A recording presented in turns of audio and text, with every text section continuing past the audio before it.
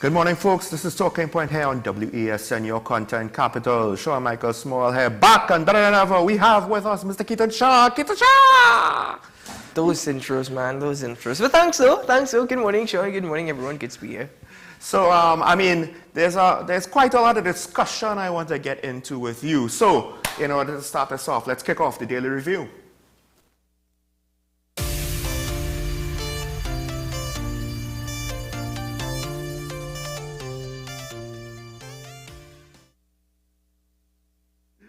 Apologies, I think I got the director off guard there. He was probably expecting a bit more preamble, but I want to get into this because this first topic, I spoke about it yesterday, you weren't here, and it was a story, it started off yesterday's story where there were accusations about councillors making promises and marketing grants and programs through their election offices. That's what it seemed like, that's what it looked like.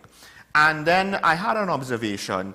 Not only do we have this Council for Ethical Behavior, it keeps hitting Rowley's speech on the campaign platforms, but I noticed that the state television channel, TTT, which, is meant, I assume, for information services for the government, and I understand having that channel, but it's also the platform that is broadcasting PNM, local government election, political campaign events. Mm-hmm.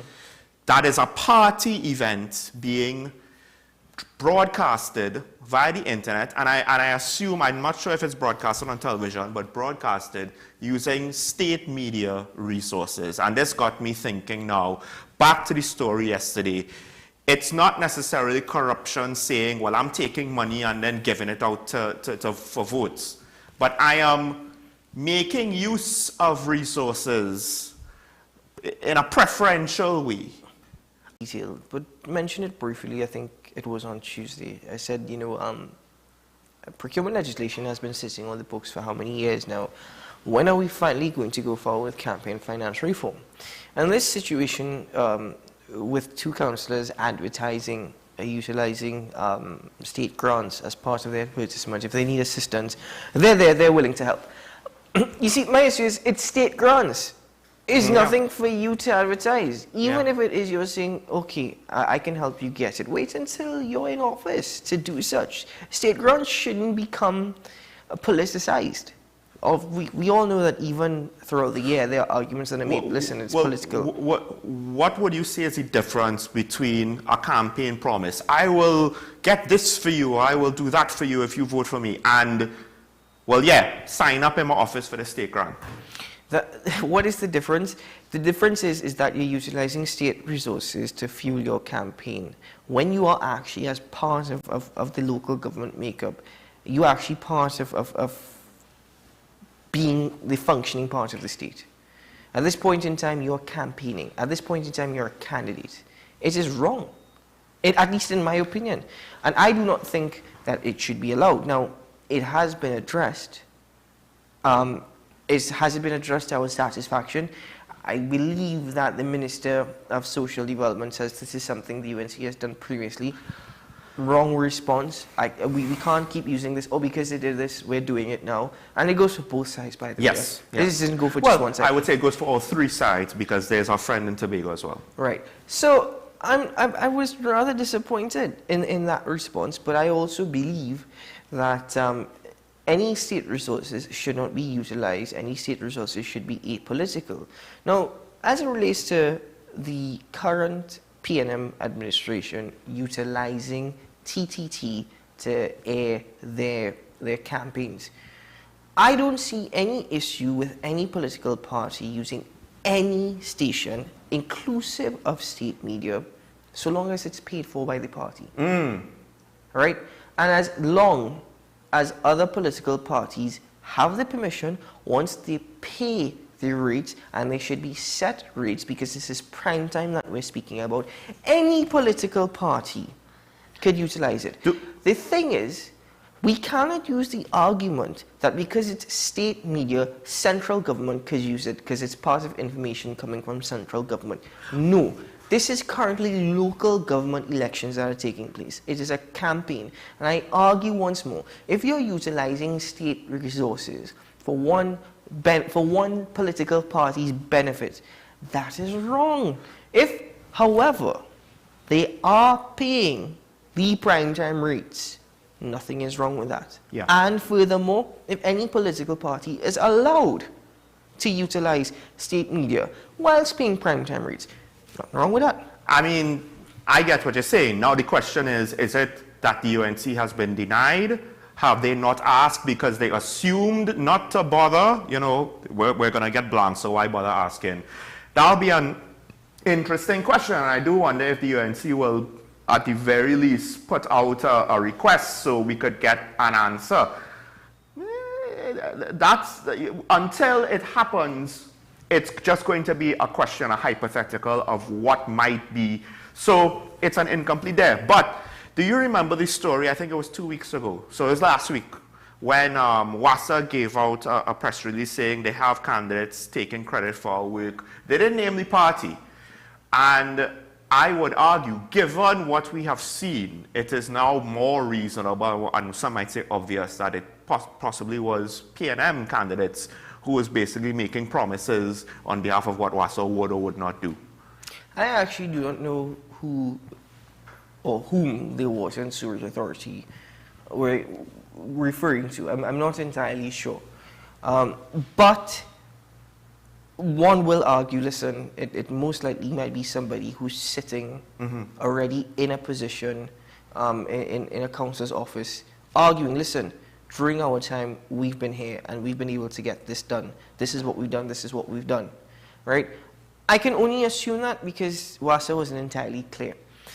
Again, it's wrong. I mean, that's still leaves the door open for UNC councillors. It's wrong. Of course, it leaves the door open for UNC councillors. Yeah. That is why I said any councillor sitting in an office, any sitting councillor, regardless of what party you're affiliated with, the mere fact is you're doing such. Now, there have been instances of which I have been told, again, I don't know, truth is, I can only go based off of the fact that it's word of mouth, that if you call WASA, right, or if you contact WASA for whether it be a leak, or whether it be no water, whether it be for a truck-borne water supply, you don't get through, right?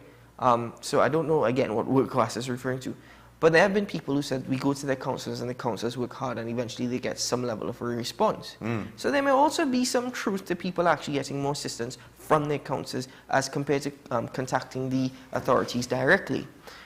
So that is the fine line between it. But the Water and Sewerage Authority coming out and making that clarification also tells me that WASA is not doing enough to highlight the work that they've done. And the thing is, I could speak to many instances where I don't see the Water and Sewerage Authority acting. I do not actually see them doing what they should be doing. I keep going back to the Parsley Road, for example. The Parsley Road was paved. A leak appeared. The Water and Sewerage Authority repaired it weeks later. Weeks later. I don't know why it takes so long now for a leak in Trent to be able to get repaired. And when there are people without water, you have water flowing freely on the road. They come, they dig up a freshly paved road. Best piece of road in TNT I've seen for quite some time. And guess what? That hole has been patched. They throw chipped stone on it. That is what they've done. They haven't even paved it over. And if the Water and Sewerage Authority paves it over, that is just a free hump on one side of the road. The irony, of course, is, Works and Transport not having enough budget to deal with all the potholes. And then WASA just adds to the already semi-permanent potholes that we have. But that's a whole other conversation. I want to move on to the next story before we run out of time. And just to highlight the criminal justice system's inherent weaknesses. Because here we have 6 men freed from the murder of Siobhan Tupac Lewis all the way back in 2009. The judge has basically said not guilty or acquitted them throughout the testimony of the state's main witness, Adrian Johnson, who has also passed away right? In the process of this trial has taken so long. It's 14 years later. They were, I believe, locked up in remand, and now they're free. And it just highlights, I know this is something we've spoken about before, but 6 more individuals. At the end of the day, the courts ruled it was not enough to convict innocent until proven guilty. What's going to happen now to them missing 14 years? And how many more cases do we have like this? I think from the very beginning there were holes in the case because the state's main witness was not actually a witness to the crime. He alleges that he was there when the 6 men were actually planning the murder. So from the very beginning, the evidence of which the state went by was more or less, one could argue, hearsay. So he passed away in 2014. The state was then granted permission to still utilize his evidence. According to the judge, these men were locked up. There was no solid evidence. There was just an eyewitness account. He gave, I think, at least 2 sworn statements to the police. And according to the judge, you can actually read the inaccuracies or the inconsistencies between the sworn statement and testimony. And then another big factor is he passed away in 2014 as well. All right? So there are people out there who are already saying, oh my God, the state has let these people go, criminal justice system flawed again and whatnot. The mere fact that it took 14 years for this case to be heard is one thing. The mere fact that the main witness passed away during the time of the case, which we've learned of recently in other cases, by the way, main witness passing away.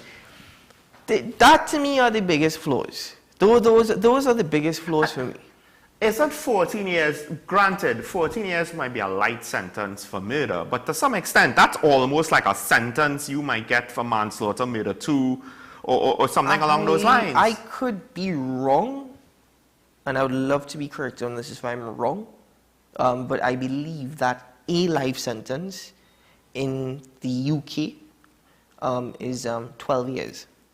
Oh, whoa. Right? Oh, it's actually... So I'm due to be corrected on this, but I had a conversation recently with Is it like it's practically 12 years? It's 12 years. You know, there's a limit to terms and whatnot. So you know, like in the States, for example, people will receive 200 life sentences and they get locked up for 1,000 years. It's added. Right, you know? right. So I think a life sentence in the UK is 12 years, but I would love to be corrected on that if I'm wrong. It's just, again, a conversation I had recently with somebody. But what happens now? Yeah. These gentlemen are now out. Usually they sue. They sue. And one of the individuals actually was suing the state because he couldn't go to the funeral of his 12-year-old son who passed away. He was then granted permission to have a private viewing of his body. Murdered. Right? Murdered. Right? 12-year-old son murdered. He was then granted permission to view his son's body privately, but he wasn't allowed to attend the funeral. All those things taken into account. Could a lawsuit happen? Of course a lawsuit could happen. But I think a lawsuit should happen, assuming nothing else. There's no new evidence with regards to the case. I'm always conflicted with regards to that because these are individuals who have lost 14 years of their life. Now, bear in mind, we don't know the sins of these individuals. We know that they've actually been released. So it's not to say that they've been found not guilty or whatnot. They've just been released of these charges because of no evidence to the actual crime. However, 14 years lost, I hate when we say sue the state because one, millions of dollars coming out of my pocket, your pocket, and everybody's pocket is viewing, not only going into the legal cost, not only going into 14 years to have these men in prison getting fed 3 meals a day, and beyond that, the amount of money that the state may have to pay should they be successful in that lawsuit. At the same time, how do you teach the state about their ills and their inaccuracies in the criminal justice system? At the end of the day, some politicians and those charged with fixing it might not care because at the end of the month, they're still collecting their salary. Wouldn't you say that because it's not as though it's a technicality, right? It's like, oh, you have evidence, but I don't like how you collected it, so we have to throw it out. The judge basically said, your evidence sucks. That's why I'm throwing it out. So to me, that's a not guilty because they're innocent until proven guilty. But more importantly, I think this goes back to the fact that, look, if you did your whole trial on a much more reasonable pace, then all of these things about he wasn't able to go to the funeral of his son and the witness died before the trial even came close to finish, all of these issues would not happen. We would have a live witness that could be cross-examined. We would have a reasonable expectation for that father's rights to not be infringed upon, right? I mean, granted, if you are literally arrested today and your son dies tomorrow, and the state says, well, we just arrested you for murder, I don't know if we could let you to I could understand that. I could understand that when it's fresh and new. But when it's years later, and this is going nowhere, right? It's not as though you can't guard the guy as he goes to the funeral. So, to me, yes, I think we need to see lawsuits because we need to see some sort of penalty to the state. Otherwise, complacency is going to set in. Listen, the penalties to the state are already happening. Having to pay more money out, I am totally against that. But the penalties to the state, you're already seeing it every day with the amount of murders, with the amount of criminal activity taking place in the state. That should be the biggest penalty to the state, but they don't see it that way. I understand you don't want the money to go out, but part of it is for the public to see the money go out. That feeling of you not wanting the money to go out, the public is that also should be political pressure. And you're making a fair point, but at the same time, people are already feeling the pressure. People are already burdened, and people are already feeling it in their pocket. You know, I actually just find it very amazing that how all these individuals have all these nicknames. I look at their nicknames like, wait, where you all get these nicknames from? How come I don't have a nickname? Sean don't have a nickname. I've had nicknames. Where do these individuals get all these nicknames from? Nicknames. I wonder if those nicknames are like, you know, for something else. I wonder if those, I don't know, possibly. I mean, I have friends who have nicknames. So it just all depends. It just all depends on the origin of it. I suppose so. So last thing quick before we break, S&P improved TNT's credit rating. We have went from BBB minus to BBB, and I think we went from some sort of uncertain rating to stable. No, yeah, our outlook from Moody's is looking positive. Well, that's Moody's. This is S&P. No, I know. They're both important, yes. Improve, although we're still in junk bond status, and we're still lower than the BBB plus that we got like a year or two ago. I can't remember when all of a sudden we were already down to BBB minus. I remember when we went from AA to BBB plus, and now we're climbing back out of the BBB minus pit. So, I mean, my only concern is this, and tell me if I'm wrong, because it seems as though Moody's is saying they don't expect debt to rise, and they expect it to remain below 30% of GDP, supported by assets held in the Heritage and Stabilization Fund. Oh, supported by assets held in the Heritage and Stabilization. Oh. More importantly, debt to GDP ratio. It goes back to what I said. How much debt does the state have, including what, $1 billion, $2 billion, $3 billion to T and Tech? That we don't hear about. How much undeclared debt does the state have? And I don't know if S&P has a proper accounting of all of this. All of the bills that the government has not paid off. Apparently they were paying it off in this budget or the mid-year review, right? Contracts owed for the last 7 years. VAT refunds owed for the last 7 years, but I haven't really heard much about that. So it's amazing the interview Stuart Young gave to CNN versus what we are told as a population. I find it quite amazing sometimes. Am I the only one who observes these things? Anyway. I mean, that's a long time ago, that interview, not so? I would not forget that interview. All right, folks, let's leave that there. Let's take a break. When we come back, it is the 27th of July. So we know what that means. We have to remember a time in our history where honestly, I'm not even sure that we've completely recovered from, but more on that when we return after this.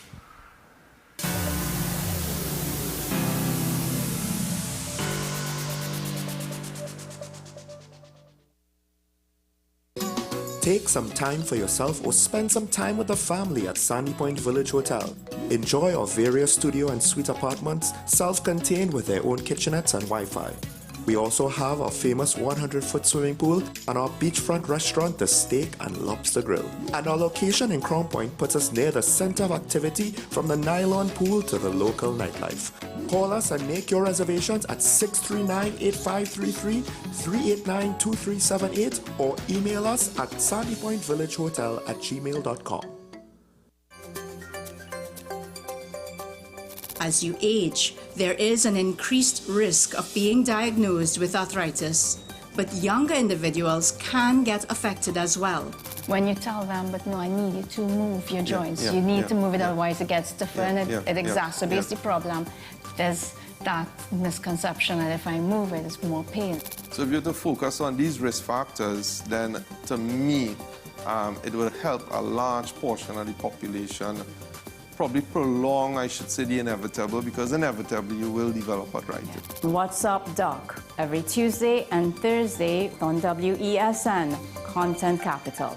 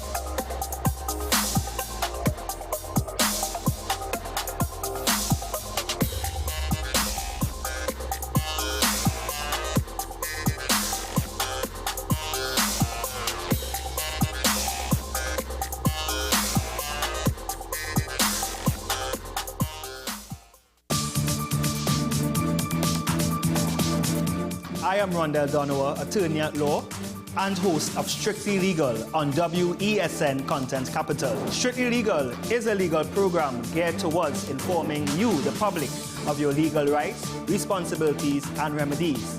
So be viewing Thursdays, 10 a.m. to 10:30 a.m.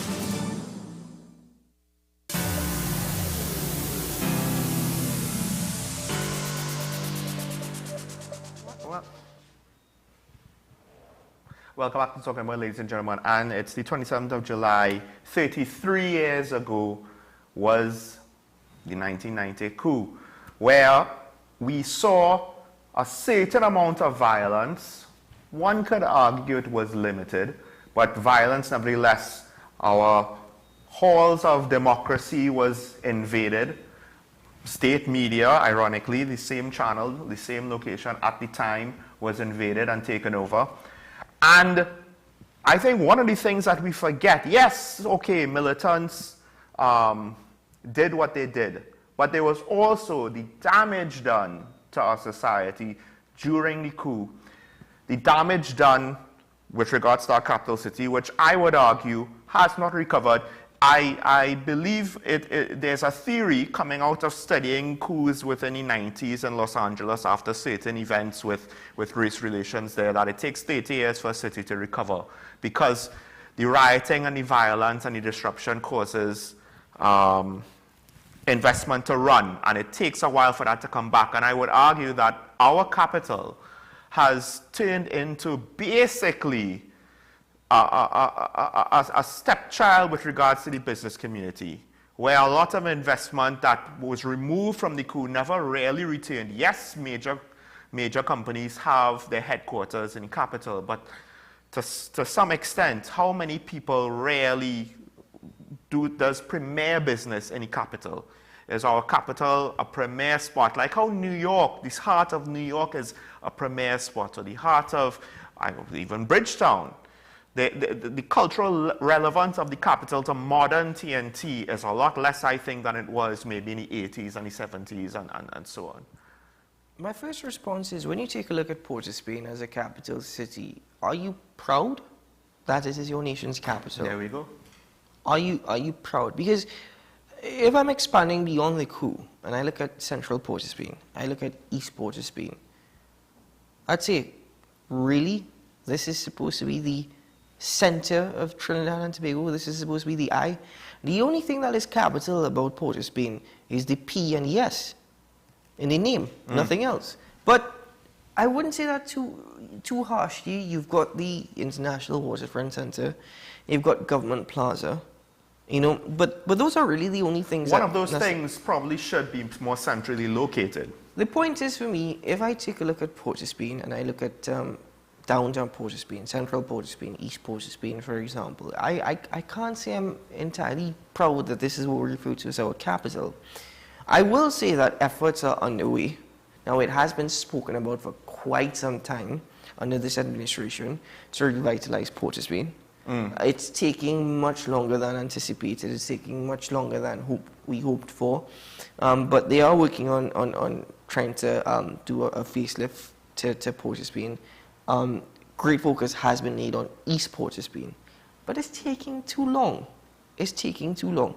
But the amount of revenue that Trans-Tobago has earned, even after the 1990 coup, Yes. we should still have a lot more than what has been given to us. And if you walk around the capital city, and it happens anywhere in the world, don't get me wrong, but I focus on TNT. That's where I live. This is where my heart is. The amount of rubbish and trash, right? Even the recreational areas with the benches and the grass and that's not even maintained. The amount of homeless people that you see sleeping in Port of Spain, the amount of homeless people, that is absolutely ridiculous. So sometimes you have to wonder when cruise ships dock in Port of Spain. One could only hope they don't make their way around. I have been told part of the appeal is to see the poverty and the dirtiness.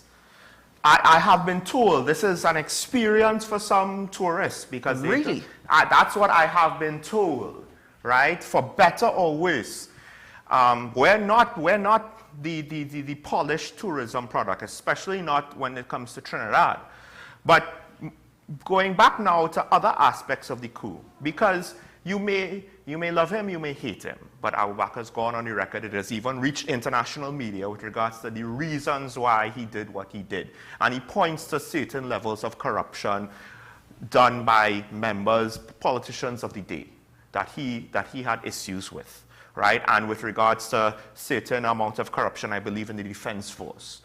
Now, one could also question, you know, if there was a religious component where he felt persecuted to some extent. And one could argue that, to some extent, is ongoing. Karen has said one of the challenges of our nation is not just the fact that we have two different races making up the majority equally, right, or having the largest number in the population, but we also have a wide array of religions.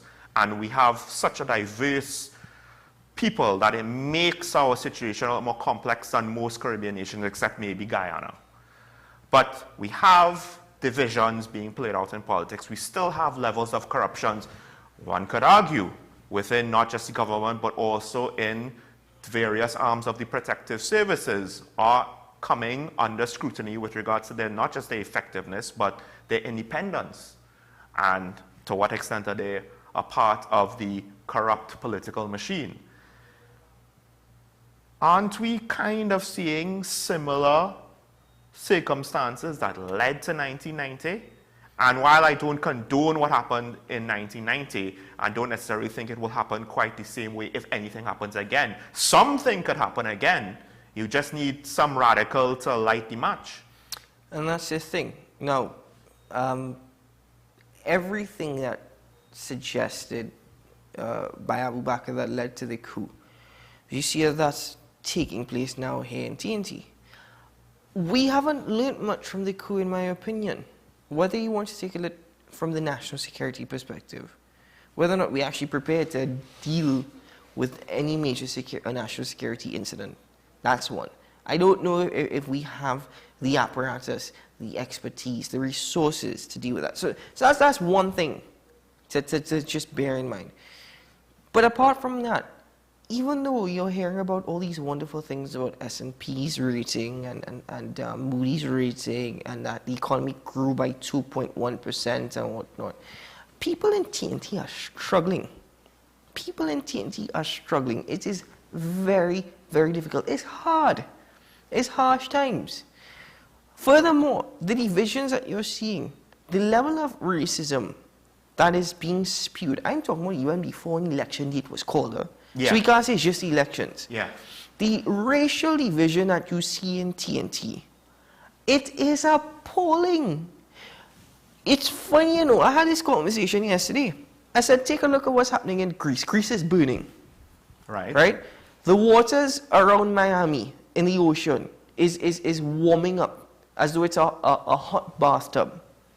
Look at what's taking place right now in Niger. A coup is taking place in Niger. Look at what's taking place in Sudan. Look at Russia and Ukraine. Well, Myanmar already Right? had its coup.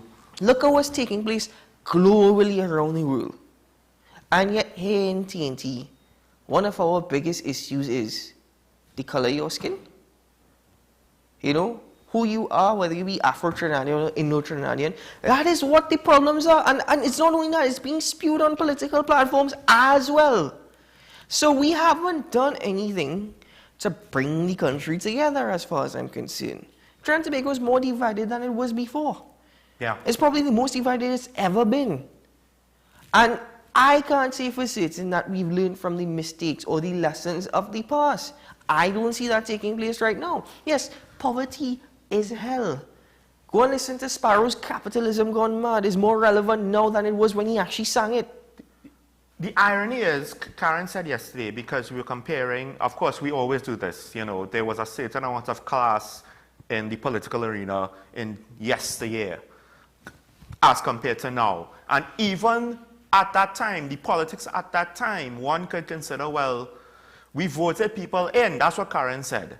You know, you voted NAR in, and then afterwards you voted PNM back in, right? You didn't necessarily vote people out, or at least not to the degree that we're seeing now, where it seems as though the desire just to vote the PNM out is going to be so strong, we don't necessarily care who it is that we're voting in.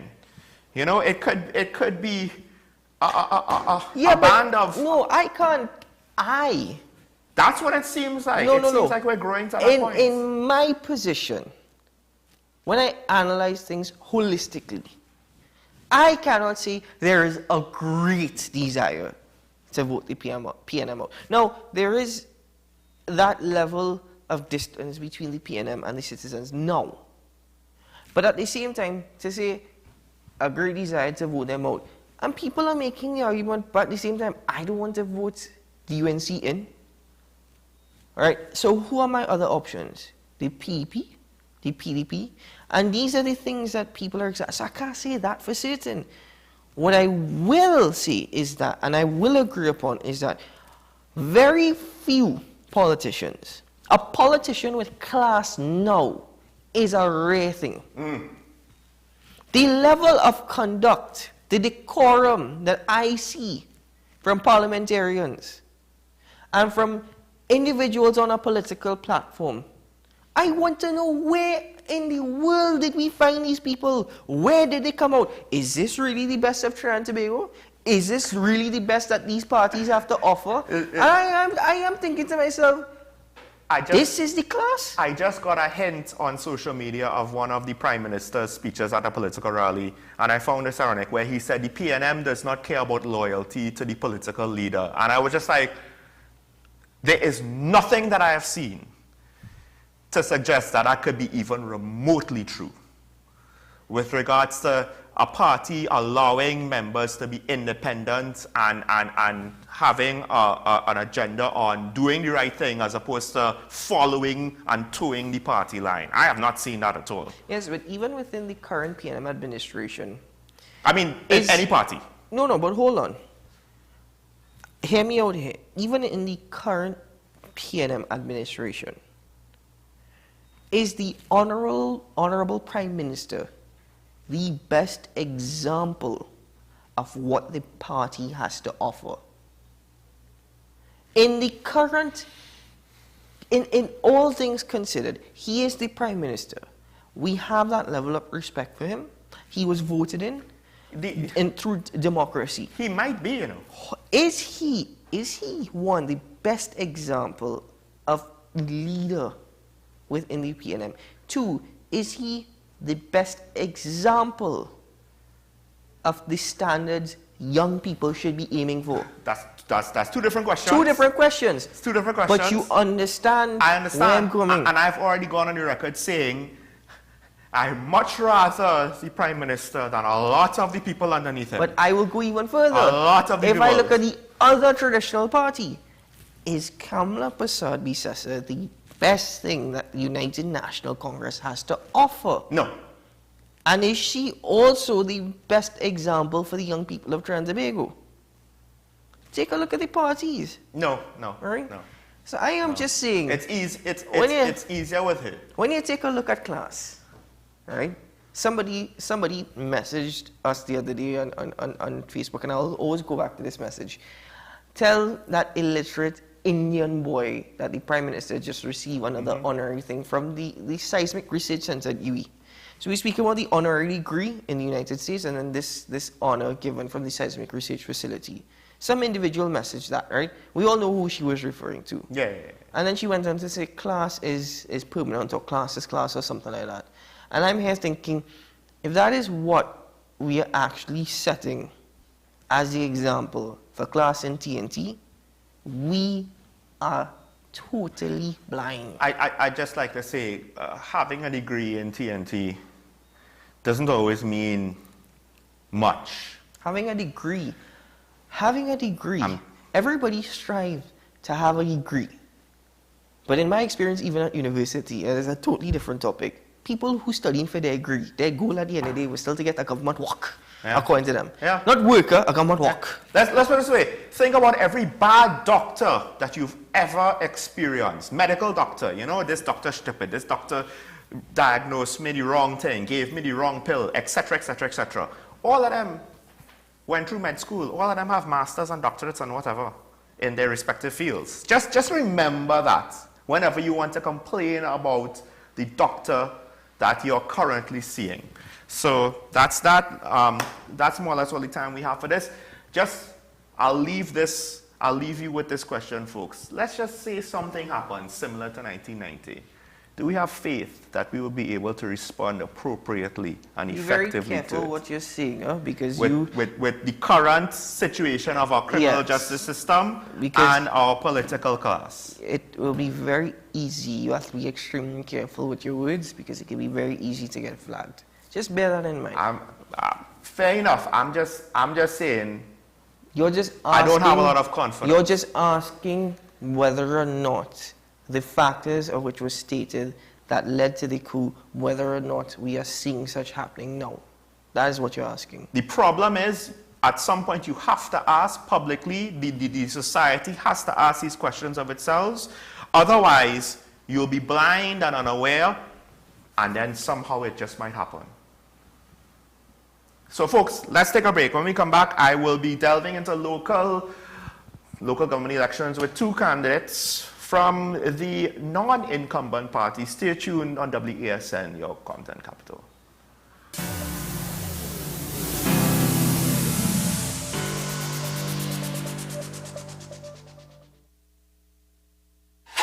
FanZone, your reliable, authentic supplier, has just gotten better. You can now visit our website www.fanzonett.com for your authentic wear and collectibles. The only place where you can use both your Visa debit and credit cards. Visit our website fanzonett.com to make your purchase today. The best for your baby is at thebesttoys.com. From the best strollers, car seats, baby carriers, high chairs, booster seats, rockers, jumpers and bouncers, walkers, baby blankets, feeding accessories, bathtubs.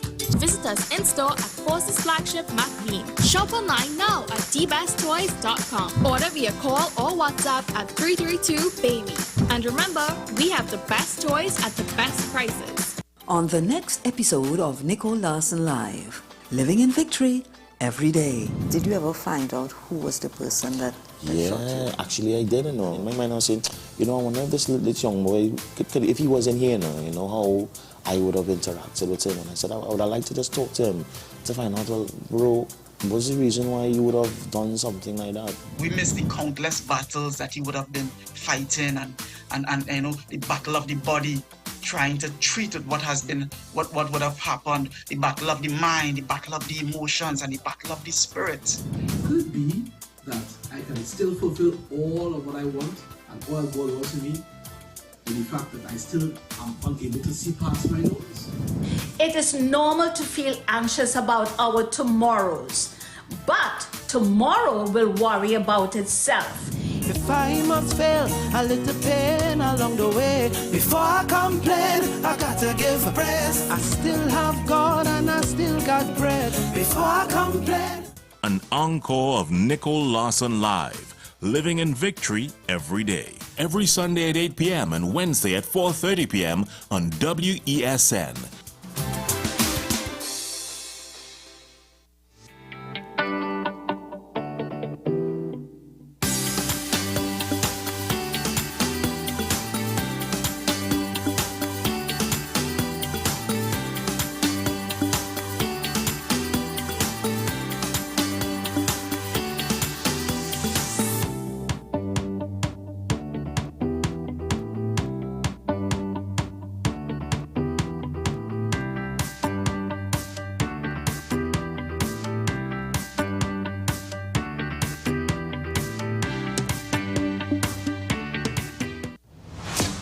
Is it politics? What is it? Is it that nobody cares about sports? The kind of support that sport used to get in the past is no longer here. The thing is, taking a knee doesn't mean that that's the only thing you're doing now, Andy. Right. Taking a knee along with other stuff. Samantha, what are you looking forward to when you return home to Trinidad and Tobago after winning the title? Thank you very much for speaking it into existence. Is there no pressure on Nicholas Ball? It makes me more motivated to work hard and to go out there and rep the red, white and black. Why are we sending a team to the Winter Olympics? There are a number of Trinbagonians who are in the diaspora and have grown up in winter sport. It's an opportunity that the Trinidad and Tobago Olympic Committee will not close the door on. I also believe in the players that we have. Once you can motivate the players, you can get the best out of them.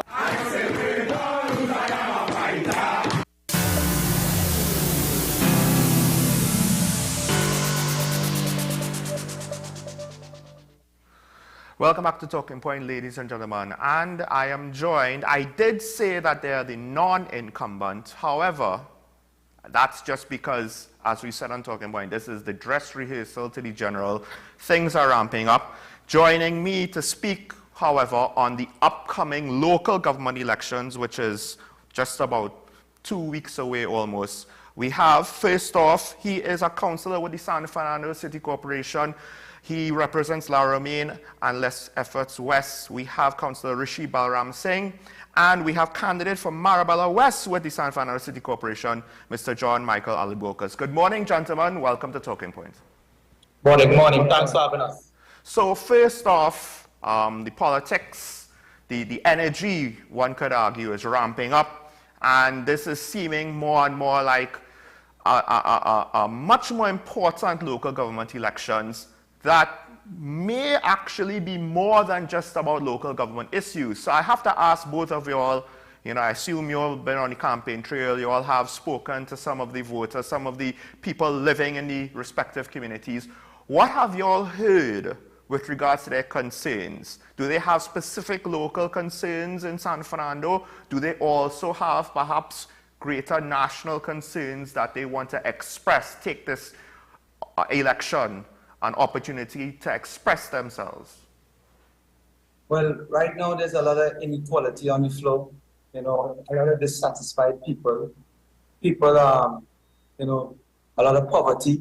So they just basically reaching out, and the voice of the people is a lot of cries. They need the help since after the COVID, inflation, when coming to food prices, when coming to gas, when coming to a lot of things, it have been affecting all communities of San Fernando. And for me in Marabella West, It's all about the inequality of how the people were treated within the last 5 years. And they just need the help. They're coming out and they're saying, but we're so happy to see that, the UNC councillors walk in the floor. Marabella West within my area, they want me to solve a lot of problems. They want me to speak on behalf of the people. And they just want a better Trinidad and Tobago on the overall, Good morning again. Thanks for having us. Morning. A major concern that people in Reservoir West Lariman are having is that of a nationwide one, which is security and crime. That is one of the biggest concerns that people within my district have right now. Other people are disenchanted as well with the state of the roads across Trinidad and Tobago. People did express, however, satisfaction, me being an opposition councillor in the South Pando City Corporation. I face a lot of adversity having a PNM line minister, a PNM mayor, I sit in a PNM council, but people were very appreciative of my efforts because I went over and beyond for the people of Reservoir West Lariman during my term. My term was not just a normal term in council. It was the first time that we had experienced something like COVID-19 in Trinidad and Tobago. Nobody knew how to battle something like that, and COVID was a leveler. My district mainly comprised of middle-income homeowners, and everybody were brought down to ground zero. People had to sell homes. People are still actually waiting on government grants, from the COVID-19 pandemic. So it was tough during my term, but I did my best to bring representation to my people and follow the mandate of our political leader, which is serve the people, serve the people, serve the people. So, some of the things that you're speaking about there, I'm curious. There's only so much local government could do with regards to crime, for example, right? Municipal police could have a part to play, but then there's the wider national apparatus. Have you all had to speak to issues that go beyond local government, and are there concerns spilling out into more national? Because I know that parliamentarians have also been campaigning, just like with the PNM, on various national issues during this local government election. Yeah, sure. Let me touch on that, and then I'll give John an insight on it. So I don't know if you have been following the UNC campaign trail right now, where we are saying secure TNT. That goes nationwide. And unlike the People's National Movement, we just don't toss our word up in the air and say, let's do reform, let's do this. And months would pass, years would pass, and nothing will take place. We started our campaign trail 3 weeks ago, 4 weeks ago for the better part. And we have spoken about securing TNT. The political leader spoke about stand your ground, where it's given law-abiding citizens to literally stand their ground against home invaders. While the Minister of Security is daydreaming, Trinidad and Tobago are living in a nightmare. We have the stand your ground that a PNM senator said they would never, ever support the stand your ground. Our political leader also spoke about the increase in the municipal policing. And a third thing, we have already tried and tested gating some communities through a UNC-led corporation, that of Block 2 in Palmis. Right now, it's still trial and error, but we have implemented what we can to see how best citizens can take protecting themselves and their lives into their own hands. John? Yeah, well, basically also too, one of our major problems is with the taxes, when coming to the reform. There's certain things that we are for within the reform that is good for the people, but one of the major issues is the fact that when coming to the taxes, the commercial aspect of the businesses within the area, when coming to governance of the area, when coming to the government, taking the money of the people in order to see about the individual's area or the candidate's area through taxes, whereby the country was already in a good place with the Honorable Kamala Prasad, where under her governance, it was enough in order to see about the people and not make the people have the personal problem of them within the area of seeing about everything when coming to infrastructure, when coming to drains, and basically the community. So the taxes aspect of it is one of the major issues right now when coming to the UNC and inequality. You know, the inequality of you know. Well, I mean, so one thing that I will concede to the government, because I basically see, for better or worse, everybody's asking for money. Local government, corporations, ministries, the police service, everybody. Public entities, they owe TNTech money. So I'm of the belief that there isn't that much extra money to go around. So on one hand, I understand that property tax is going to be an extra burden, right? Now, maybe some of the other taxes, I heard about inheritance tax, that's also questionable as well, how much more you want to add. But to some extent, councillors, councillor, let me just direct it to you first. Do you see the need for something like property tax to try to get more money to the corporations, to the local government bodies, so that they could deal with things directly? Because right now it seems that the government is very much unwilling or unable to even give out what is allocated in its full. If I remember, I spoke to some of your colleagues from, I believe, Sandy Grande or Pinal, I can't remember. They didn't get their full allocation the last fiscal year. So to have a mechanism that in theory should get you more money, isn't that needed? Well, I can answer that question very simply.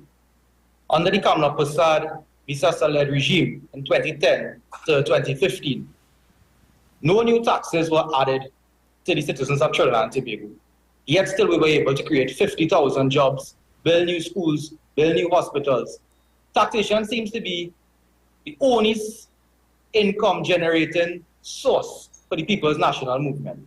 You know, and in these challenging economic times, like I spoke about, now climbing out of the COVID-19 pandemic, where a lot of people lost their homes, lost their jobs, to implement a new tax on the society now, to me, is very disheartening. And I mean, it's a pure lack of their vision if the only answer to everything is tax, tax, tax. I think timing is everything, as Rishi said. It's also about having compassion. I think that the leader of Trinidad and Tobago, when coming to the Prime Minister, it is wrong of him to make a statement whereby the rich should get richer in order to see about the poor. Because on the floor right now, what you're seeing is that the rich is getting richer and the poor is getting poorer. So when coming to the tax issue, the inequality within the tax is that it should be balanced on all levels. If we are within our district, you know, that how could you say that the commercial sector taxes is to go straight up to input, right? And then now the taxes when coming to the people houses goes towards the area. So that's what I mean by when coming to the inequality of what is going on. It should be balanced on all levels, that the commercial sector should be able to pay the same tax that, you know, the normal citizens are seeing about within the area, and it should be combined. That is one of the major issues. One of the next issues is really that, you know, Trinidad right now need love. Trinidad right now need compassion, a compassionate leader. There's a lot of issues that is going on here. Last week, you saw a lady, you know, she killed herself, you know, and it was all over the papers. And due to desperation, not having money, not having the care, not having the compassion for people, you know, this is one of the major problems that is going on right now in Trinidad and Tobago. Where's the love? You know, where's the love for the streets? Well, you know. Okay, as we're running out of time, I want to now hit. You all have been on the ground, Mr. Balram Singh. You've had some experience now being a minority councillor, I guess, to put it one way. But within your experiences, what do you all see the need to change within the local government system? Because the government is, well, at least they were campaigning on change. We haven't necessarily seen it implemented. But what do you see the need for? What would you change in the local government system if you could? Well, first of all, there's too much red tape. And second of all, when there's the budget, there's a lot of promises of allocation to the relevant corporations. And now these figures sound nice in the budget. But one of the problems that we faced at San Fernando City Corporation as well was the actual releasing of the funds. Because it's allocated, it doesn't mean it's released. And for instance, last year in December, the San Fernando City Corporation, they didn't pay the insurance for the vehicles. Then the vehicles couldn't pass inspection because we couldn't change the tires. And that's vehicles for bulk waste. That's just one example, right? I would like to see the releasing of funds in a more timely manner so that we can service our respective areas. In 9 districts of the San Fernando City Corporation can be serviced in a timely manner. Yeah.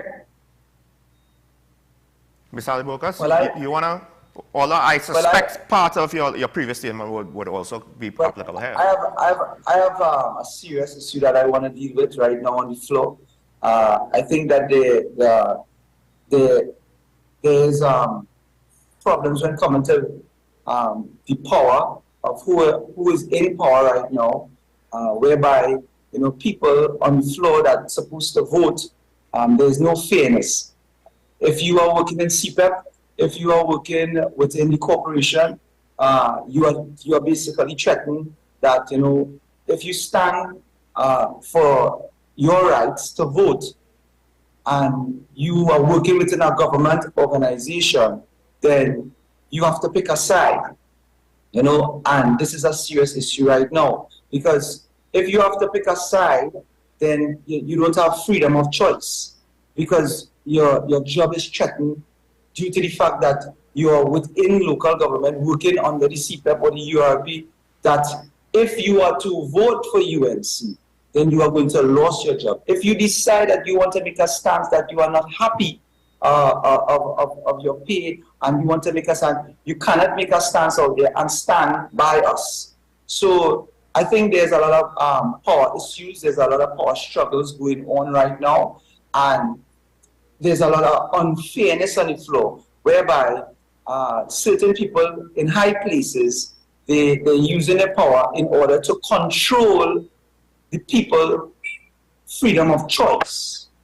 And I think that we need to put things in place whereby, as a candidate, if 2 candidates are going up against each other, they should not have no aspect of their life whereby they are connected in any way to anybody within a council or a mayor, whereby they can empower them, because then there's unfairness between the 2 parties. You understand what I'm saying? Yeah, I think I understand what I'm saying. Yeah.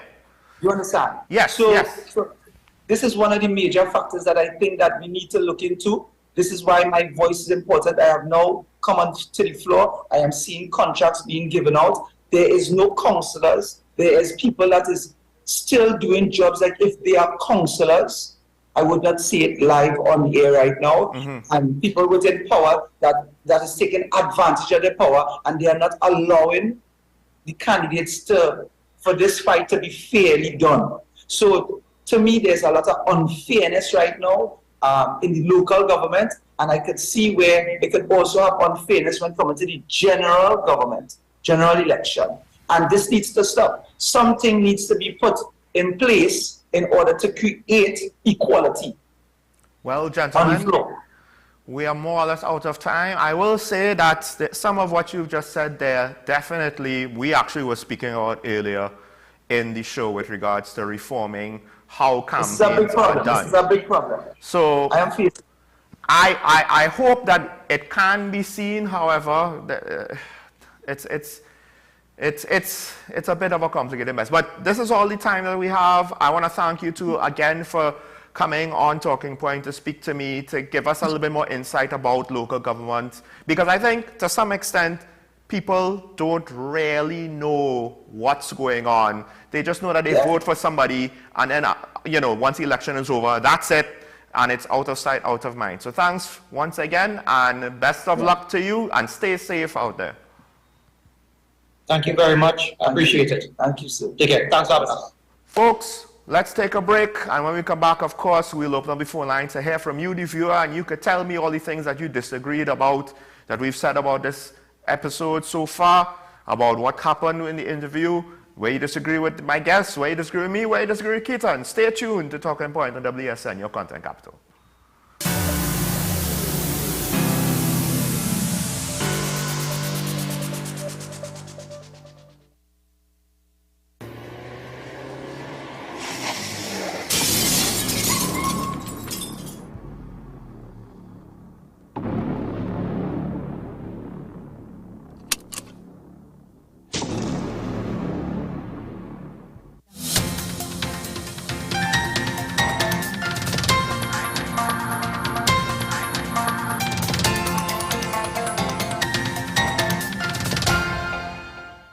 Here is the WESN News on the Hour. I am Sarah Ali. Thanks for joining us. Here are the headlines. PNM accused of breaching Code of Ethical Political Conduct. Man killed, 16-year-old shot in Diego Martin. Caribbean Airlines Limited takes flight to St. Kitts. Regionally, British TikToker describes terrifying night in St. Vincent. Now for the details. The People's National Movement has breached the Code of Ethical Political Conduct on 2 more occasions. The council responsible for political behavior in a statement yesterday said it met on Monday and considered 2 complaints that were submitted by the United National Congress. The first complaint related to the language used by Prime Minister Dr. Keith Rowley on the PNM platform at a meeting in San Fernando on July 15th. The council stated that in the July 15th incident, the UNC claimed that Dr. Rowley's statements were based on a false and unsubstantiated allegation which was inflammatory, divisive, and had the potential of inciting violence. Caribbean Airlines Limited started service on July 24th to St. Kitts in a highly anticipated launch. This addition to Caribbean Airlines network is a part of the airline's Welcome Home campaign, which focuses on network expansion and is set to provide enhanced travel options and increased convenience for both business and leisure travelers in the region. The flights will operate 5 times per week, directly linking Trinidad, Antigua, Barbados, and St. Kitts. The launch of this new route adds a remarkable 680 seats to and from St. Kitts every week, further catering to the growing demand for travel between St. Kitts and other destinations in the Caribbean. A shooting in Diego Martin last evening led to the death of a 36-year-old man and the wounding of a 16-year-old boy. Karen Lewis and the teenager were speaking with each other on Simon Lane, Pioneer Drive, at around 8:35 p.m. when a man wearing a ski mask and camouflage t-shirt walked out of a truck and shot them several times. The teenager was shot in his left foot while Lewis collapsed. Officers of the Western Division Task Force were called in with a district medical officer who declared Lewis dead. Homicide detectives are continuing inquiries. Regionally, a British social media influencer who goes by the handle Travel with Zoe says she can't stop hearing the bangs after a 45-minute ordeal where a burglar broke into her apartment on the Caribbean island of St. Vincent on Monday night. The travel blogger who came to St. Vincent for the carnival said she is staying in an apartment by herself and went to bed around 11 p.m. and locked the doors of her bedroom. Zoe said the bedroom has 2 locks and the front door would also have been locked. However, at around 1 a.m., she woke up by the sound of 5 insanely loud bangs on the bedroom door. Zoe said the burglar took a television set and other small items from the apartment. Well, that's news to the hour on WESN. I am Sarah Ali. Thanks for watching.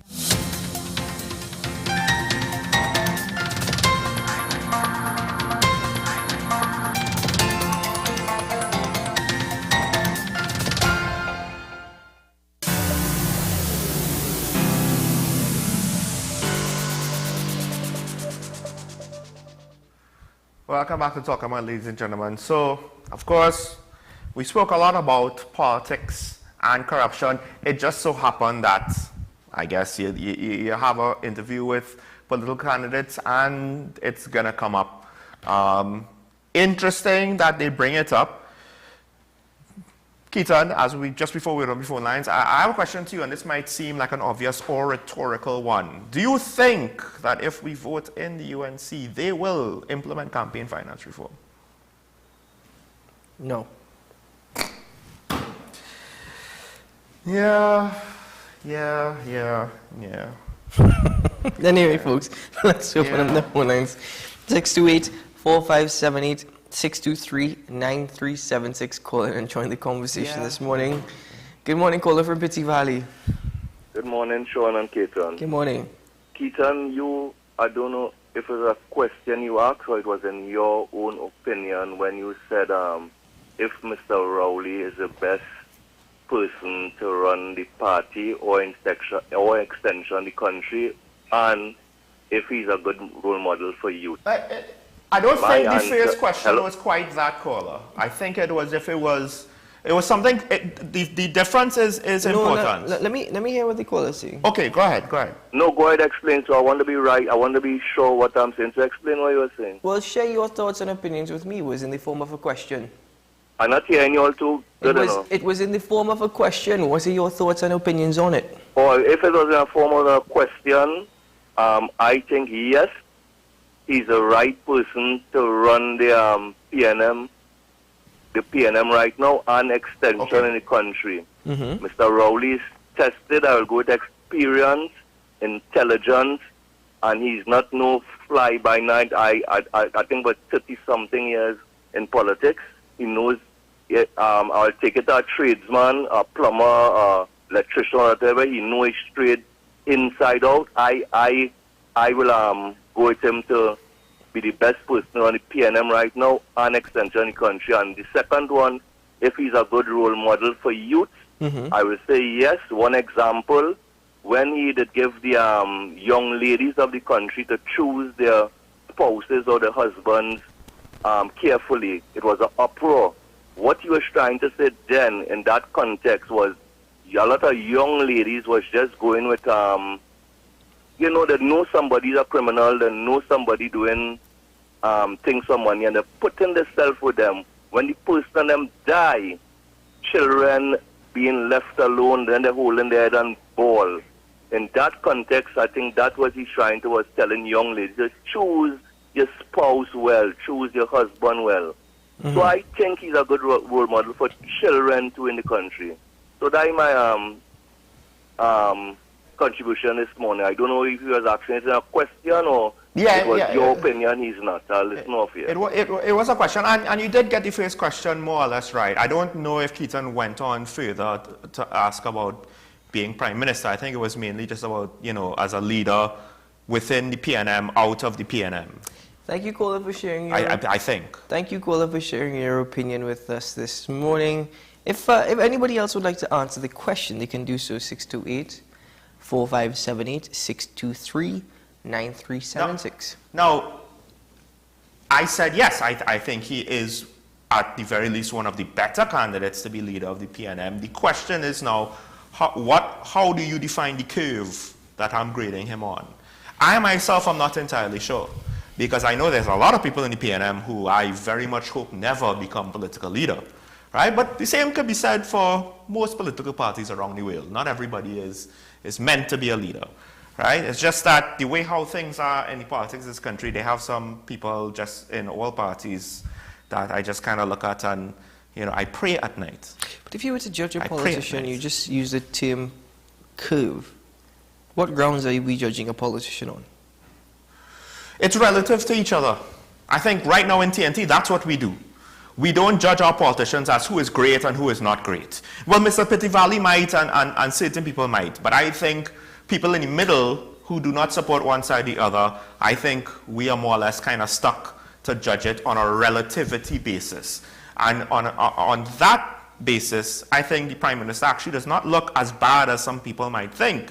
Now, it's up to your perception if you think that's a good thing or a bad thing, because it could very well be either. I go back to the CARICOM 45th General Meeting of Heads. Okay. Right? And I always remember, I think, what the current chairman of CARICOM said. He said, Listen, I can assure you people that Prime Minister Dr. Keith Rowley is a lot friendlier than most of you perceive him to be. Right. He said that. And our international relations seem to be a lot better than the camera panned on Dr. Rowley, and the look on his face was just like... he was stunned? Yeah, he was... He couldn't believe it either. His face looked like a mixture of, what did you just say, versus absolute shock versus anger. Let me guess what Dr. Keith was thinking. How dare you break my facade of absolute rule? Good morning, caller from Jacob Martin. Thanks. Good morning. Morning. Thank you. I'm not even going to touch on class or Dr. Rowley or Dr. Rowley, yes. Sunday is World Trafficking Day, Human Trafficking Day, World Day Against Human Trafficking. So last year when the U.S. said we were on Tier 2 watch list and the senior government officials were involved, people came up with all kinds of strawman arguments about the opposition being the government, even though in every parliament in the world there's a clear distinction between them, Australia, UK, everywhere. So to clarify, I just saw an interview with the Honourable Dr. Rowley, and every 2 words he mentions opposition as opposed to government. And in his final point, when he was asked about his wish for the country, he said quality of life, enjoyment of life, and I believe something like sustainability regarding children.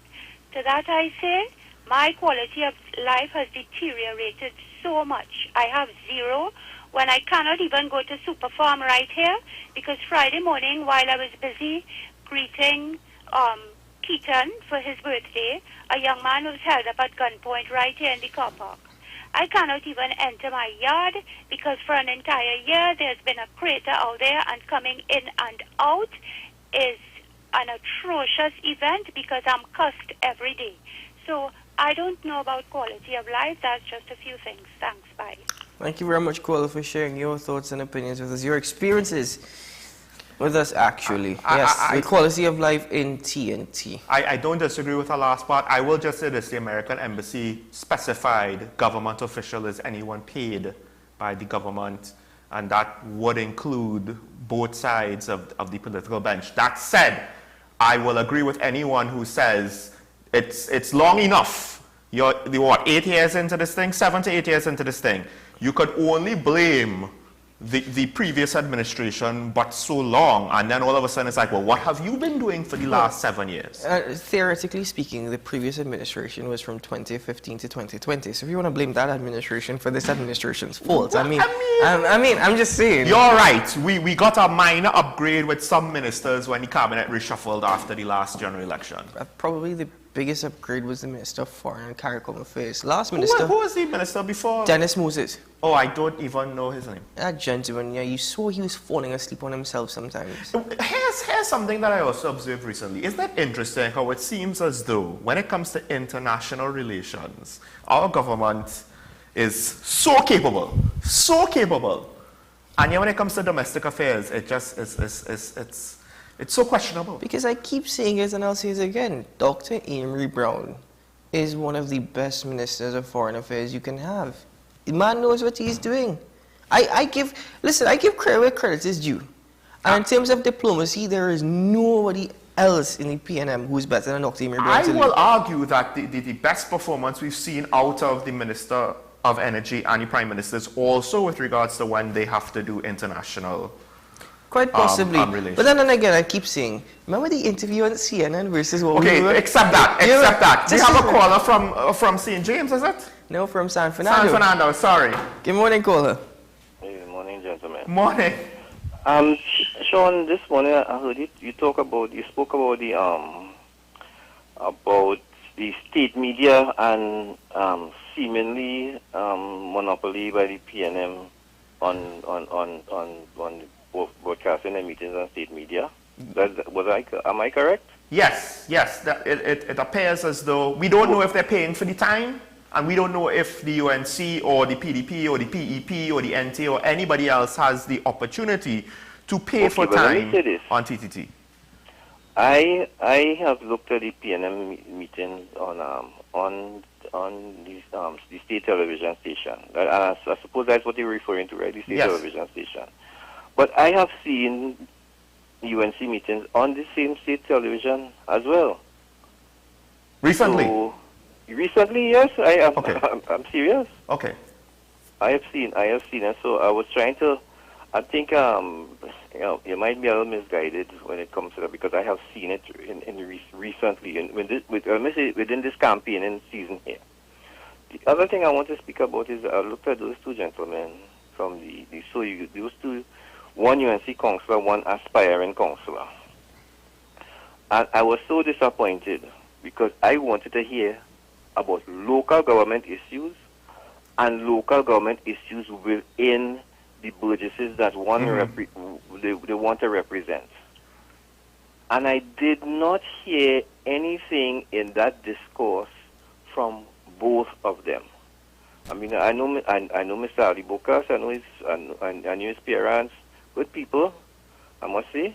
However, as a voter, I am looking for more than just parroting what the political leaders saying. If they want to represent locally, they need to come better than that, man. Look, for instance, my counselor in my area, Sean, is a UNC counselor, and my counselor, I could tell you, I see my counselor at least once a month. You're lucky? Since he has been there, he has been the most visible. I mean, a lot of stuff that he can't get done. But Sean, he's around, he comes around, he asks you what issues you have, he has his notepads, and that is what they need to do. We could clone him? Say that again, Peter? I wonder if we could clone him. His name is Roland Hall. Wow. Now, that man has been, PNM has tried on numerous occasions to unseat that man. You know what? That ain't going to happen because he is visible. And that is what we want as a local government, as a Burgess. That is what you want. You want to see the person. You want to understand that this person really wants to do something for you, because that is what they campaign on. And I listened to those two gentlemen there, and oh my God, it seems as if they're losing the plot. Thank you all. Have a good day. Thank you very much, Gola. Well, I mean, with regards to the TTT thing, I stand corrected. I am thankful to be corrected. I would like to add to what the caller is saying, and I'm not speaking specifically about these two gentlemen. I'm talking more just generally. We probably have people going up, not probably, we do have people who are going up for positions as councillors who don't know anything about local government. In fact, we have people going up for positions as councillors who think their job is to hear what people are saying and hopefully try and make sure that they have a cover in that drain hole or the pothole is patched. I think that is what they think local. In fact, you have people going up for councillors who only doing this because it's a salary and it's probably a foot in the party. And now I think that if you read the tea leaves, you'll get a few tidbits with what they said. But I agree with the caller. They could have said more, especially if the caller from San Fernando was hoping to hear, I'm sure, certain things that he would be aware of. Caller, based off of all these stories you've told us before about where you're living in San Fernando and all your positive experiences, I think we need to move there. Also, kudos to his councillor, because that might literally be the only politician that I know of right now in recent memory that is being elected because of the merits of what he does. We have a call on the line. Good morning. Sawa. Morning, caller. You're on the air. Kitan and Sean. Morning. All you're talking and wasting all my money, but I come in for my money and my Bmobile. Oh, God. Sorry, caller. Sorry. That's all right. That's all right. Go ahead. People, the two major races keep forgetting something, you know, brothers. What's up? They keep forgetting that the second richest people in the country, Granny promised to disrupt the running of this country in 2015 in Parliament. The people forgetting these important things. She have a man we pull out a crane from in Blanchisseuse Road for 6 million. We don't know if it's split 3 by 3 in pocket. Right? We have another one join her again who play big police at Sandhurst, man who knows nothing about policing, talks too much. He make a little gimmick there and playing criminal freedom. If he was there now, his head would have been spinning. I want to congratulate this woman commissioner now, and may God be with her and help her and her men who are not corrupt. You know what I'm saying? Her men who are not corrupt. Because the corrupt ones living in palaces, we just travel all over our land here and Mako, you know. The main thing is for us to get hold of those container importers or those arms, ammunition, cocaine, and marijuana. Reform is this election. Reform, people, reform. Forget the property tax. We must pay tax to help the treasury to get betterment in the reform. Do it or we fail. Thank you, brothers. Thank you. Do have a good day, caller. We use Mako in this country. It's true. There's one thing we're good at in this country is Makoing. Careful who you Mako do, huh? Exactly. Careful who you buy. Please careful. Listen, please careful where you're getting your news from or who you're Makoing from, because you just might put out an article saying that a very infamous lady who has made contributions to TNT has passed away. Oh gosh, when yes. she's very much alive. Oh gosh, yes. That individual who wrote that article in that newspaper. I don't know if you're a journalist or professional Mako. Or maybe it's both. But then it spreads like wildfire on the internet. But that's a whole other thing. We have a caller. I don't know if San Fernando's calling back. Good morning, caller. Good morning. Yes, I call back to explain something to you, gentlemen. Yes. Now, I live in San Fernando, but it's just on the edge of the San Fernando district. So what happens is there's a spillover. So my counselor is actually a counselor from the Penal Baby Corporation. Oh, okay. Okay. So even though I am in San Fernando, technically, we are on the edge. I got you. So that is why I suppose I just wanted to explain that to you. Yeah. However, let me say quickly, the San Fernando City Corporation has been doing quite a good job. Good. Let me say this about crime in San Fernando. Petty crime and crime around San Fernando there was a policy by Patrick Manning and they, because he represents San Fernando East, they use the city corporation to try and reduce crime by employing the young people and the people from the fringes within San Fernando, from Marbella, Pleasantville, those areas, and that has done a great job in keeping down criminal activity within San Fernando, and that is something worth researching, especially for people who study political science and that type of thing, to look at it, and that is one of the reasons why I suspect those gentlemen that you had on couldn't get their finger on a lot of things, because San Fernando is relatively a safe place. Yeah. San Fernando is relatively a safe place. Have a good day. You too. Thank you very much. Always good to hear some good news. That's some good news. That's some good news. I'm glad to hear that. It might also explain why a lot of the gang violence seems to be, well, it's translated to the rest of the country, but it started off and it originates from the north and, of course, the northwest, Port of Spain area, basically. Oh boy. As opposed to San Fernando, because it's urban center. And so that war was hopefully I didn't jinx San Fernando now. Between the south and the north. No, I thought it's Trinidad versus Tobago. That's 2023. Nah, there's always been something about south versus north. South versus north. Hey, always been something. You know what? I love to go down south to like go to the restaurants and so forth. I don't get the opportunity to go very often though. When was the last time you passed Gramma's? Recently. I don't mean heading east. Actually, no. The last time I passed Grand Bazaar was about a couple of months ago. Jeez Louise, what? I think, or last month. It might have been last month. Anyway, ladies and gentlemen, that is the end of this edition. I mean, technically, I went east of Grand Bazaar last week, so I went far east. When was the last time you passed the Carney flyover? Yeah, I think it was last month. Okay, cool. Well, that's good. That's good. Anyway, ladies and gentlemen, do have a good day ahead. That's Sean Michael Swall. I'm Keaton Shaw. This has been Talking Point. Say goodbye to the folks, Sean. Goodbye, folks.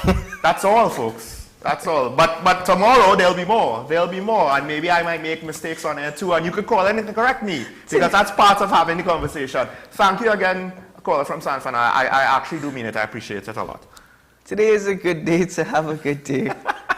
We'll see you again tomorrow morning. Have a good day, folks. You're doing that too good. Bye-bye.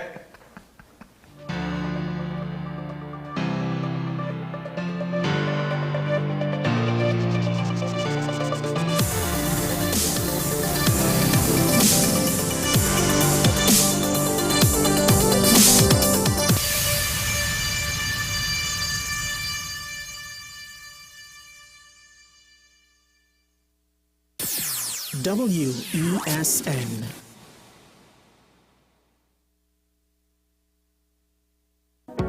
I am Sule A. Joseph, and we are WESN, Content Capital.